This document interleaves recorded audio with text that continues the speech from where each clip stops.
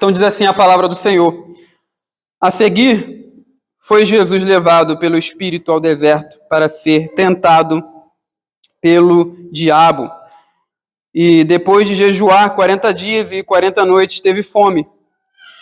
Então o tentador, aproximando-se, lhe disse: Se és filho de Deus, manda que estas pedras se transformem em pães. Jesus, porém, respondeu: Está escrito, não só de pão viverá o homem, mas de toda a palavra que procede da boca de Deus. Então o diabo o levou à cidade santa, colocou-o sobre o pináculo do templo e lhe disse: Se és filho de Deus, atira-te abaixo, porque está escrito, aos seus anjos ordenará a teu respeito que te guardem, e eles te susterão nas suas mãos para não tropeçares em alguma pedra. Respondeu-lhe Jesus: Também está escrito, não tentarás o Senhor teu Deus. Levou-o ainda o diabo a um monte muito alto, mostrou-lhe todos os reinos do mundo e a glória deles. E lhe disse: Tudo isto te darei, se prostrado me adorares. Então Jesus lhe ordenou: Retira-te, Satanás, porque está escrito, ao Senhor teu Deus adorarás e só a ele darás culto. Com isto, o deixou o diabo, e eis que vieram anjos e o serviram. Vamos orar? Pai Santíssimo, nós te louvamos, te agradecemos pelo culto que nós estamos prestando a Ti. O Senhor nos fale, Pai, agora por meio da Tua palavra, que o Teu Espírito nos conceda a graça de entendermos aquilo que o Senhor falará conosco e também de praticarmos, Pai, e crermos corretamente a respeito da Tua palavra, a respeito do Teu Filho, a respeito de Ti. Abençoa-nos em nome de Jesus Cristo. Amém. Meus irmãos, todos nós sabemos que os professores, eles passam testes e provas para os seus alunos. Quando a gente está lá no ensino fundamental, no ensino médio, na faculdade, ou em algum curso, a gente é submetido a várias provas, a vários testes. São coisas que os professores nos submetem, né? Eles fazem isso para avaliar o nosso conhecimento, para revelar, para que a gente revele se a gente sabe a matéria ou não. E a gente vê que nas Escrituras Deus também submete os seus servos a testes. Deus coloca os seus servos debaixo de teste, debaixo de prova, e Ele faz isso, a Bíblia nos mostra que Deus faz isso para revelar o nosso caráter ou para desenvolver o nosso caráter. E é isso que aparece no texto de Mateus capítulo 4, que a gente acabou de ler.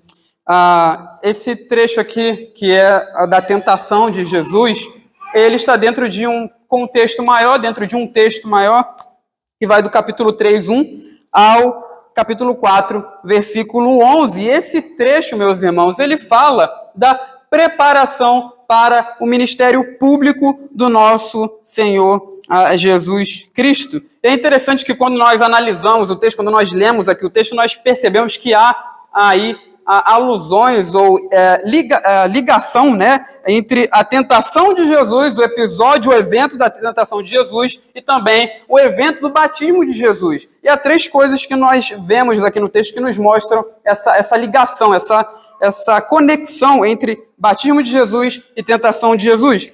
A gente lê aí lá no trecho do batismo que quando Jesus é batizado, o Pai... vem uma voz do céu, né, que é a voz do Pai, e ele diz: Jesus, tu és o meu filho amado, em ti me comprazo. E quando a gente lê aqui a tentação de Jesus, a gente percebe que o diabo chama Jesus de filho de Deus várias vezes, né? Se tu és o filho de Deus, faz isso. Se tu és o filho de Deus, faz isso.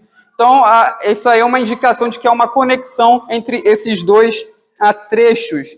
Além disso, no batismo de Jesus, o Espírito Santo desce sobre o Cristo e também no capítulo 4, ele começa falando aí que Jesus é levado ao deserto pelo Espírito Santo para ser tentado pelo diabo. E, por fim, a palavra, né, que começa aí o capítulo 4, traz essa ideia de conexão, né, a seguir, que poderia ser traduzido como então.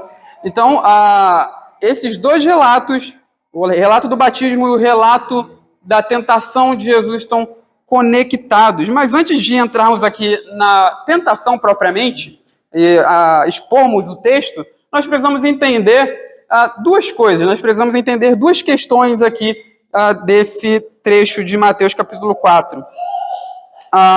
E a primeira coisa que nós devemos entender, uma pergunta que nós fazemos é: por que o Espírito levou Jesus para ser tentado no deserto?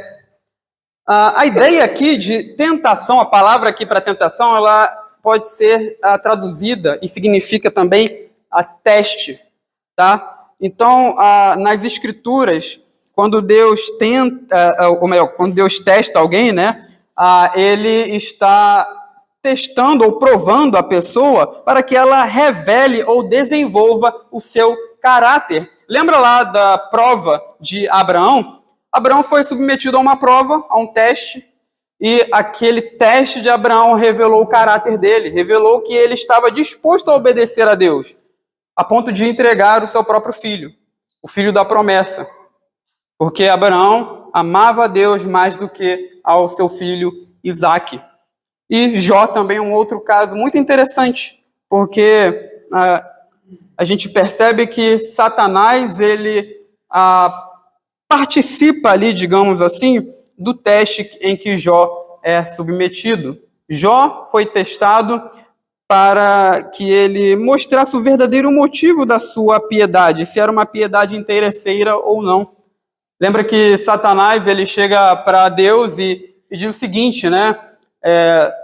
Jó, ele é piedoso, ele faz aquilo que é correto diante do Senhor, porque o Senhor cercou ele de bênçãos.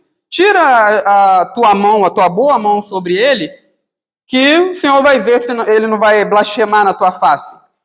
Então, Satanás, ele participa ali do teste em que Jó é submetido.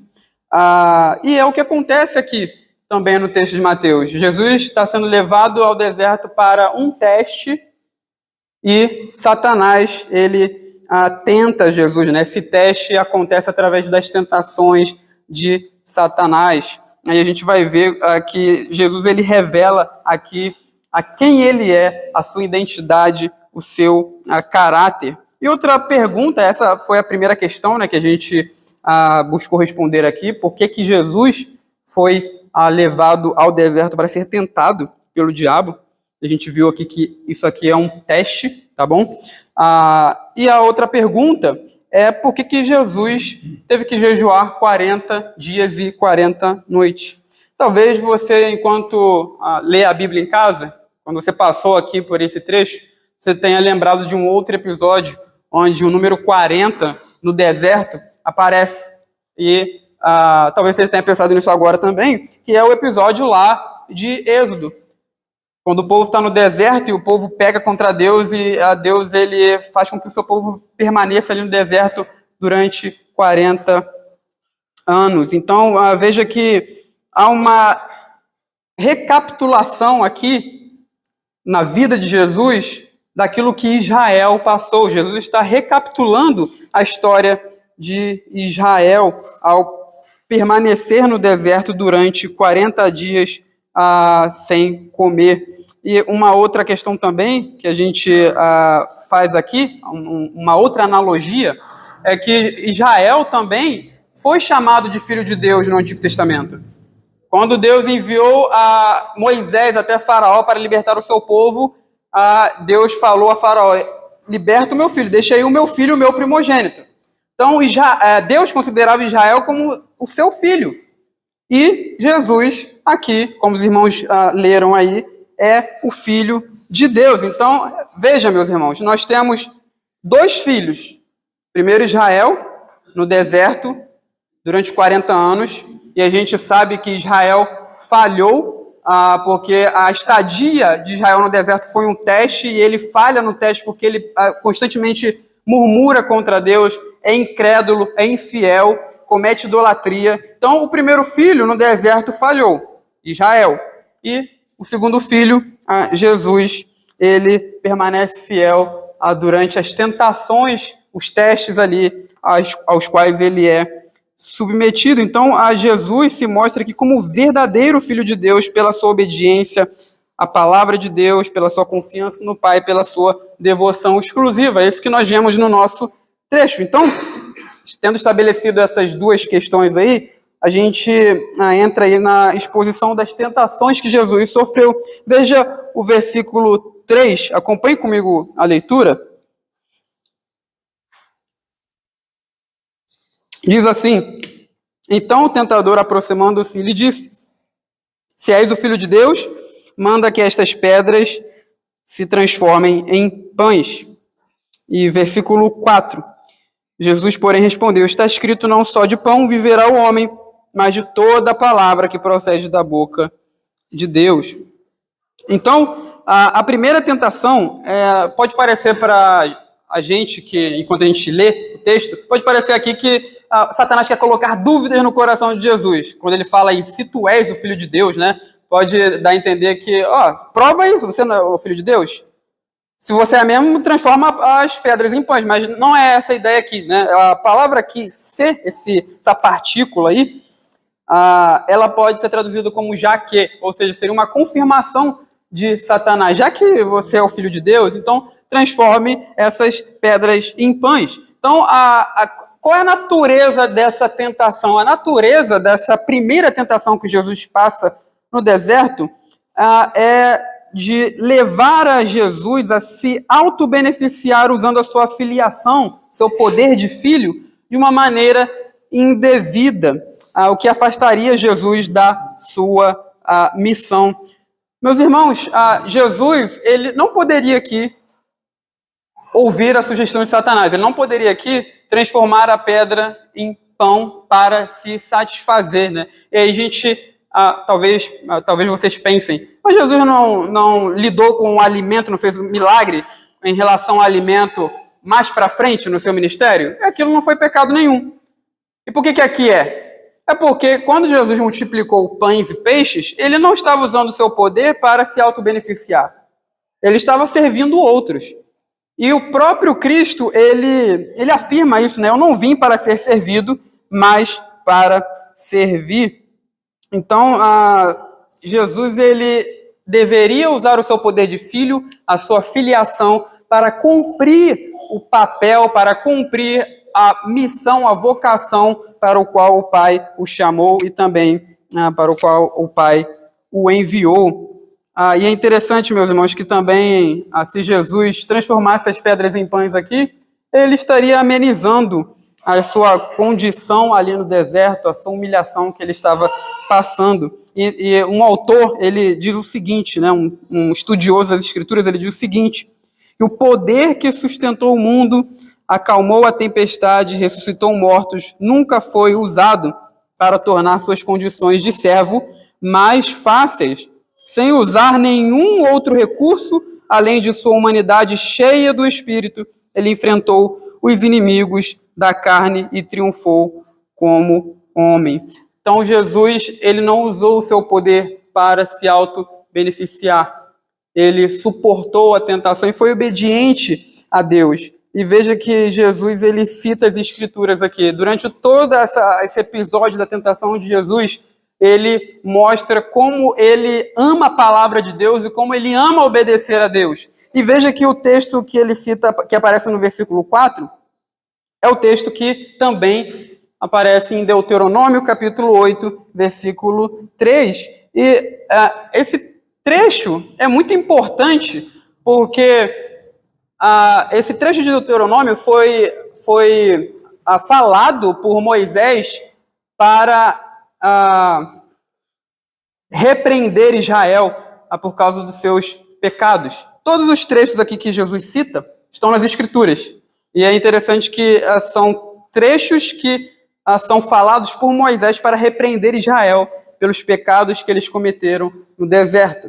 Então ele começa aqui, Jesus cita Deuteronômio 8:3, que é o texto que diz o seguinte: não só de pão viverá o homem, mas de toda a palavra que procede da boca de Deus. O trecho completo, né, no trecho completo, Moisés diz o seguinte, né, que Deus te deixou passar fome e te sustentou com maná para que você aprenda a obedecer a palavra de Deus, para que você aprenda que não só de pão vive o homem, mas de toda a palavra que procede do Senhor, que procede da boca de Deus. Então, a fome de Israel, a fome que Israel passou no deserto, e que depois foi sustentada pelo maná, foi suprida pelo maná, era uma fome que tinha o intuito de mostrar a Israel que eles precisavam amar a palavra de Deus, obedecer a palavra de Deus, e de que é isso que é importante. Obedecer a palavra de Deus é a coisa mais importante da vida. E é isso que Jesus está mostrando aqui. Ao rejeitar a sugestão do diabo e citar esse texto de Deuteronômio, capítulo 8, versículo 3, Jesus está mostrando que, para ele, obedecer a Deus e amar a palavra de Deus são as coisas mais importantes da vida, mais importante até mesmo do que comer pão, né? É algo mais necessário ainda do que se alimentar de pão. E aí, meus irmãos, a gente faz uma aplicação aqui. Obedecer a palavra de Deus tem sido importante para você a ponto de negar a si mesmo, porque é isso que Jesus faz aqui. Jesus, ele está com fome, como mostra o versículo 2. Satanás, ele não se achega a Jesus para tentar Jesus quando Jesus está forte, né? Aqui Jesus, ele tem fome. Depois de jejuar 40 dias e 40 noites, teve fome. Então veja que Satanás é estrategista. Ele se achega a Jesus no momento em que Jesus está dependente, está mais dependente. Mas Jesus, ele nega a si mesmo. Ele prefere obedecer a palavra de Deus. Obedecer a palavra de Deus tem sido importante para você a ponto de negar a si mesmo. Meus irmãos, até o dia em que Cristo voltar, ou até o dia em que nós formos levados dessa vida para o céu, as sugestões de Satanás estarão presentes. Por vezes nós experimentamos isso, experimentamos tentações em que Satanás nos sugere coisas que são do desagrado do Senhor. E nós só poderemos vencer essas sugestões se nós, de fato, amarmos a Deus, amarmos a sua palavra e amarmos a obediência à sua palavra mais do que tudo. Então é isso que Jesus nos ensina aqui. Nós devemos amar a palavra de Deus. E não somente isso. É claro que durante as tentações nós podemos usar a palavra de Deus para vencer as sugestões do diabo. Mas veja que a tentação não acaba aqui. O diabo é insistente. Aí ele leva Jesus para um lugar, né, que no caso é a Cidade Santa, que é uma referência, uma alusão a Jerusalém, que aparece aí no versículo 5. Do versículo 5 ao 7 é a segunda tentação. Acompanhe comigo a leitura. Diz assim: Então o diabo levou a Cidade Santa, colocou-o sobre o pináculo do templo e lhe disse: Se és o Filho de Deus, atira-te abaixo, porque está escrito: Aos seus anjos ordenará a teu respeito que te guardem, e eles te susterão nas suas mãos para não tropeçares em alguma pedra. Respondeu-lhe Jesus: Também está escrito: Não tentarás o Senhor teu Deus. Então veja que na primeira tentação Jesus mostrou uma submissão ao Pai e uma submissão à palavra de Deus. Então o que Satanás faz diante disso? Você ama a palavra de Deus? Aí ele pega e cita as próprias escrituras nessa segunda tentação. Ele cita aí o Salmo de número 91, verso de número 11 e 12. E, meus irmãos, o Salmo de número 91 é um salmo que fala de alguém que confia em Deus. O salmista ali, ele está mostrando a sua confiança em Deus. Então, o Salmo 91, ele fala de alguém que confia em Deus. E isso diz propriamente também a pessoa de Jesus. Né? Se o Salmo fala de alguém que confia em Deus, então ele se refere principalmente à pessoa de Jesus. E é interessante que o trecho lá do Salmo, como é citado aqui também, fala que se essa pessoa tropeçar em alguma pedra, anjos de Deus seriam enviados, Deus enviaria os seus próprios anjos para sustentar essa pessoa que confia no Senhor. Então veja que Satanás está citando a Escritura. Ele está citando certinho. Se você for lá no Salmo de número 91 e ler aqui esses versos 11 e 12, que aqui corresponde ao versículo 6, você vai ver que está lá no Salmo 91. Então, Satanás está citando as Escrituras, mas o que ele faz aqui é dar um outro sentido à palavra de Deus. O Salmo 91 não ensina ninguém a se colocar numa situação de perigo, de risco, para experimentar a proteção de Deus. E é isso que ele está tentando fazer aqui, é isso que o diabo tenta fazer. Jesus é tentado aqui a usar a sua filiação contra a promessa de Deus de proteger os seus servos. Em outras palavras, meus irmãos, isso é a mesma coisa que tentar a Deus.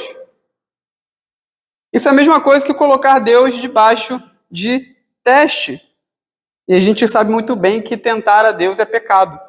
E é por isso que Cristo não obedece aí à voz do diabo. É por isso que ele não ouve. Cristo não pula porque ele sabe, ele não tinha nenhuma dúvida de que o Pai podia ordenar aos anjos para que o protegessem.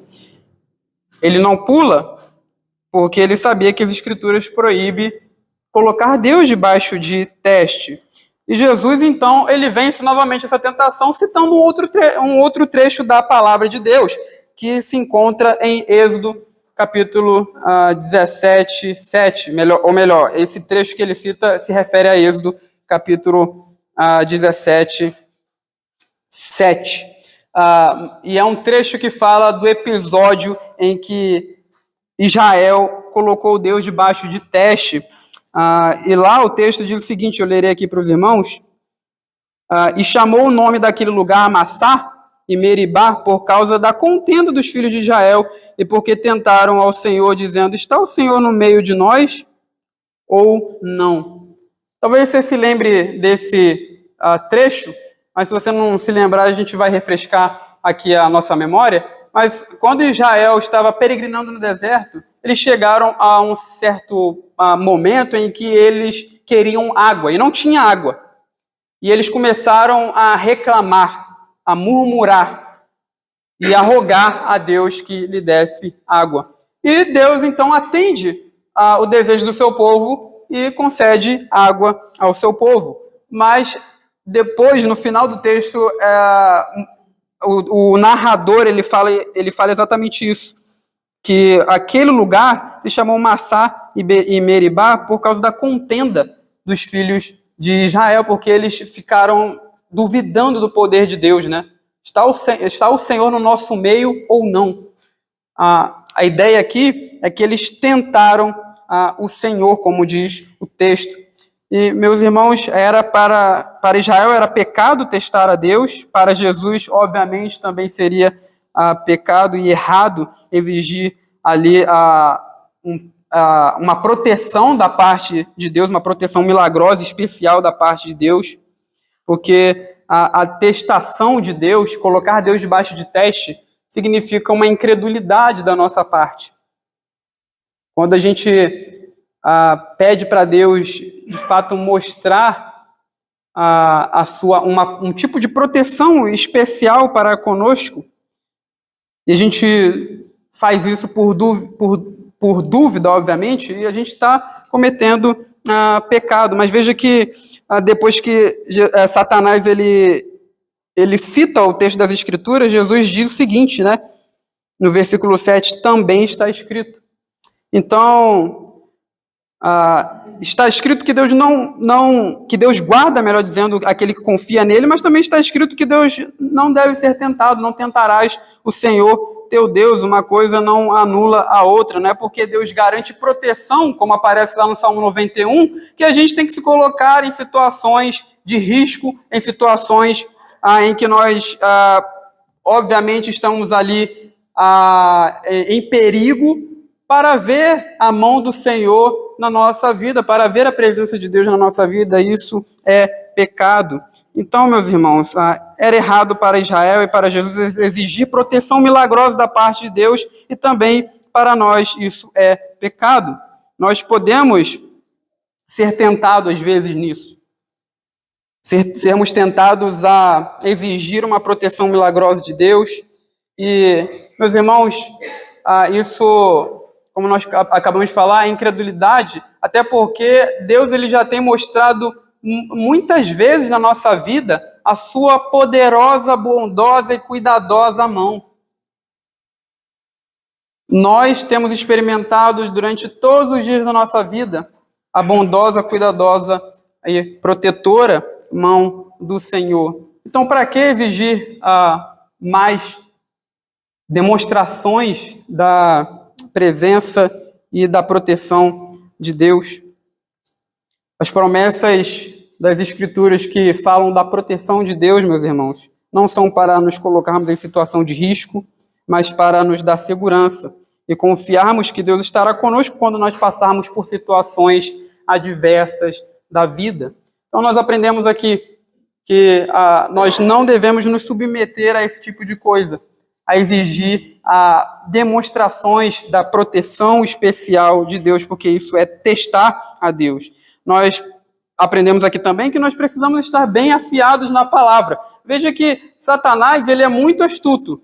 Ele sabe que Jesus, ele ama a palavra de Deus e ele usa a palavra de Deus para fazer com que Jesus pecasse contra Deus.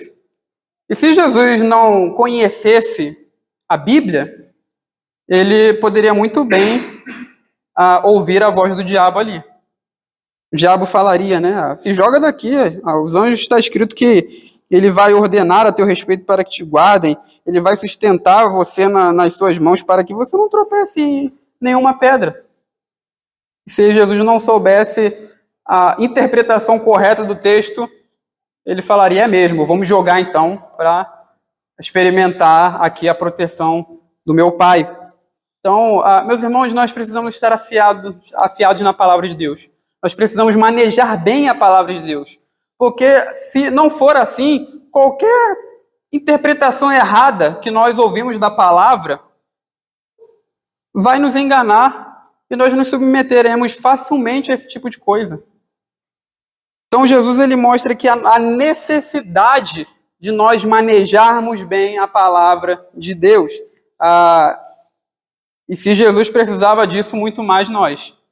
Se Jesus precisou manejar bem a palavra de Deus para vencer a tentação, quanto mais nós que somos pecadores, que somos muito mais dependentes de Deus. Então, veja que Satanás, ele também não consegue enganar o Senhor Jesus aqui.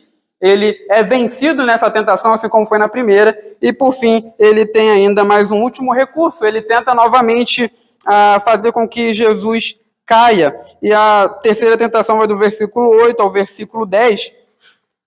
Nos ajudem aí, irmão, na leitura. Então, leiamos. Levou ainda o diabo a um monte...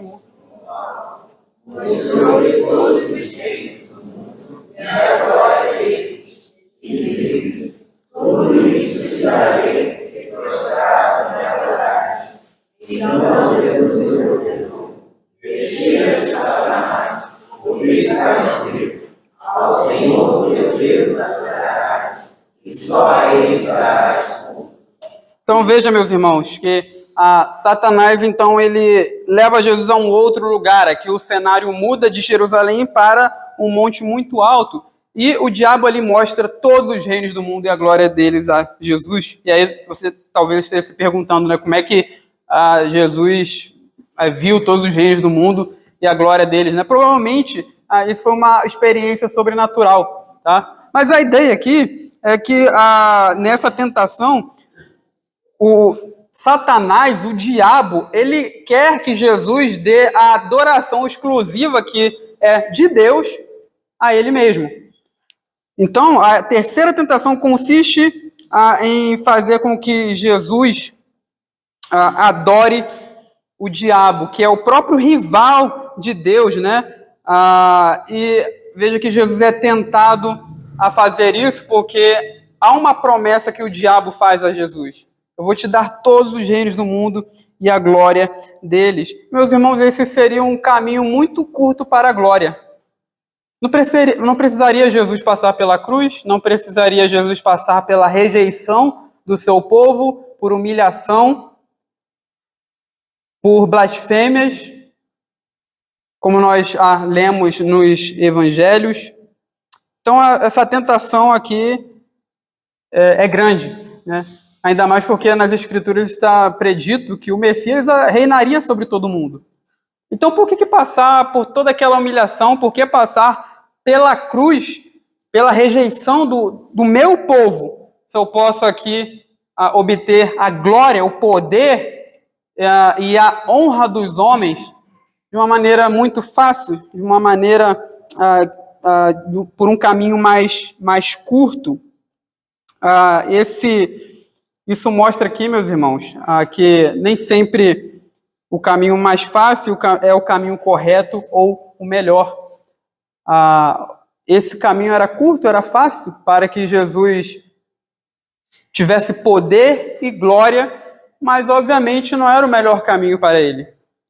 Nem era o caminho correto.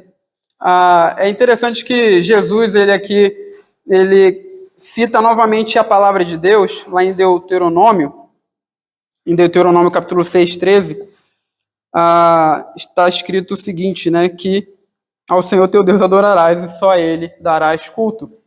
Isso foi Moisés que falou, lembrando do episódio em que Israel caiu em pecado de idolatria. Jesus está sendo tentado aqui a cometer idolatria. Mesma coisa, né? Só que aqui é uma idolatria que seria direcionada diretamente ao próprio diabo. Mas veja que Jesus ele foi aprovado. Ele então vence a tentação novamente e ele é aprovado nesse teste ao qual ele foi submetido. E o texto termina no versículo 11 dizendo que deixou o diabo, né? Com isso deixou o diabo e eis que vieram anjos e o serviram. E meus irmãos, a presença dos anjos aqui servindo Jesus, e o trecho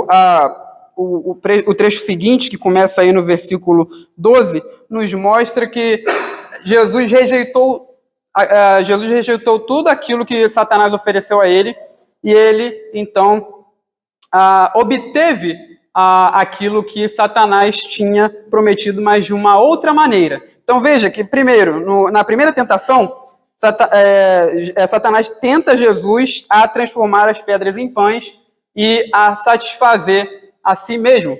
E no versículo 11 do capítulo 4, fala aí que vieram anjos e serviram a Jesus. O verbo servir aí é muitas vezes usado nas Escrituras para trazer a ideia de servir à mesa, de um banquete, de alimentação, né? Muito provavelmente, anjos trouxeram alimentos para Jesus. Na segunda tentação, Satanás tenta que Jesus receba ali a proteção do Pai através de anjos. E agora, no final, quando ele vence toda essa tentação, os anjos, de fato, servem a Jesus. E, por fim, na terceira tentação, Jesus ele é tentado ali a dar adoração a Satanás e a conseguir os reinos do mundo. E a gente vê aí que no trecho seguinte, do versículo 12 do capítulo 4 ao versículo 17, melhor dizendo, Jesus ele começa a anunciar o reino de Deus. Então ele rejeita os reinos do mundo e, ao vencer a tentação, ele passa a anunciar o reino eterno de Deus, que também é o reino prometido ao Filho. O que nós aprendemos aqui, tanto nessa última tentação, como no texto aqui como um todo, né? A gente faz uma aplicação aqui no sentido de autoexame. Na última tentação, meus irmãos, Jesus mostra que a devoção dele era exclusiva a Deus. E aí a gente pergunta aqui, a tua devoção tem te levado a negar as coisas que Satanás te oferece? Meus irmãos, nós devemos deixar de sermos parciais na nossa adoração e na nossa devoção a Deus e entregar todo o nosso coração a Ele. Será que, faço essa pergunta, né? Será que a minha devoção a Deus tem me levado a rejeitar aquilo que o diabo me oferece? Meus irmãos, Satanás, como nós vimos aqui, ele tem várias estratégias. Ele tem várias estratégias, ele tem várias coisas a nos oferecer. Ele sempre tem algo do mundo para nos oferecer. Mas é interessante que as promessas de Deus, elas são muito maiores, elas são bem maiores do que aquilo que Satanás nos oferece, porque o prazer do mundo, a honra do mundo, a fama do mundo, é vão, é passageiro. Mas nas Escrituras nós vemos que no reino de Deus a glória é eterna. No reino de Deus a glória e o prazer são sempre eternos, são eternos.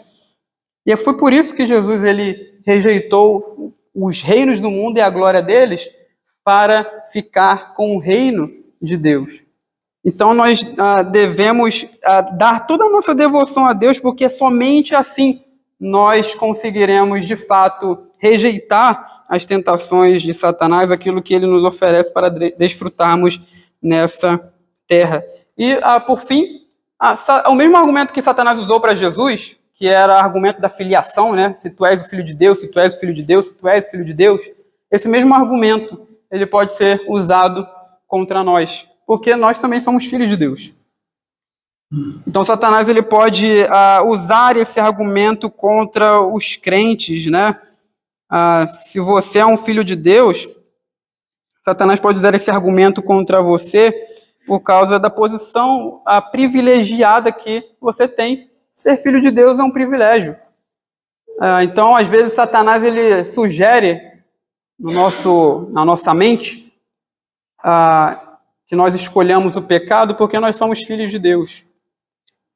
Então, se nós somos filhos de Deus, com certeza Deus vai nos perdoar se pecarmos contra Ele.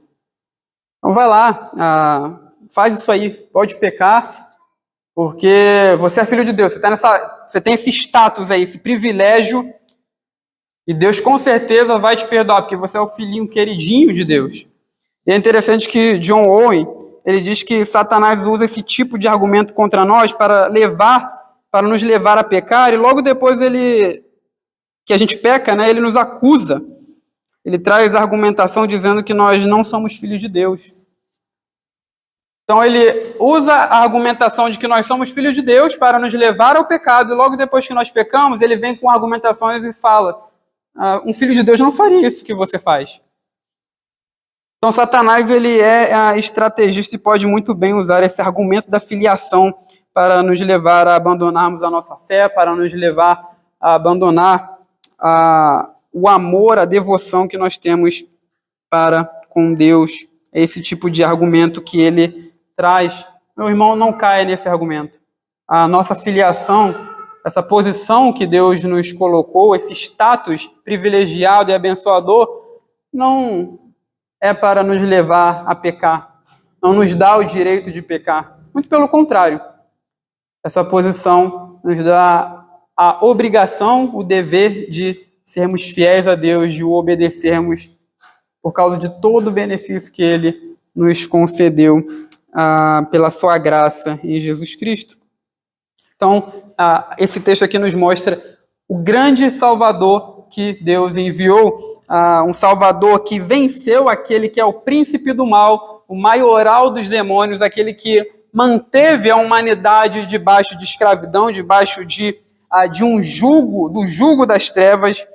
Nós devemos louvar ao nosso Deus por ter enviado um tão grande Salvador que passou pela prova, pelo teste no deserto, através das tentações do diabo, mas não caiu em nenhuma delas.